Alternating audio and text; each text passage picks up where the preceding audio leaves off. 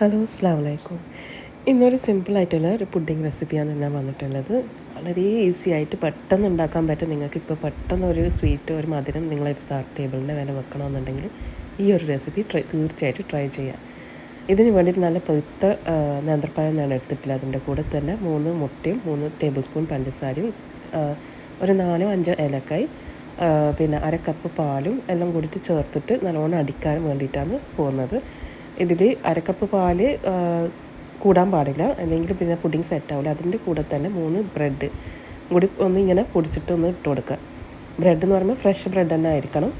എന്നിട്ട് അത് അടിച്ചിട്ട് ഈ ഒരു പാത്രത്തിലേക്ക് നമ്മളെ കേക്ക് ടിൻ ഉണ്ടല്ലോ, അപ്പോൾ ആ കേക്ക് ടിന്നിലേക്ക് വെക്കുക. കേക്കിൻ്റെ ടിന്നിൻ്റെ ഉൾഭാഗമൊക്കെ നല്ലോണം നെയ്യ് വരട്ടിയിട്ട് വേണം ഇത് ഒഴിക്കാൻ വേണ്ടിയിട്ട്. അപ്പോൾ ഇത് പെട്ടെന്ന് തന്നെ റെഡി ആയിട്ട് 15 മിനിറ്റ് കൊണ്ട് ഞാൻ കുക്കറിൽ വെച്ചിട്ടാണ് ചെയ്തത്.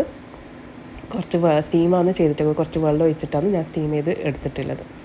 അപ്പം വിസിൽ കഴിഞ്ഞിട്ട് ഒരു 15 ചെറിയ തീ വെച്ചിട്ട് 15 മിനിറ്റിന് ആകുമ്പോഴേക്ക് നമ്മളെ പുഡിങ് റെഡി ആയിട്ട് കിട്ടും. പിന്നെ ഫുൾ തണിഞ്ഞ് കഴിഞ്ഞാൽ മാത്രമേ കുക്കർ തുറക്കാൻ പാടുള്ളൂ.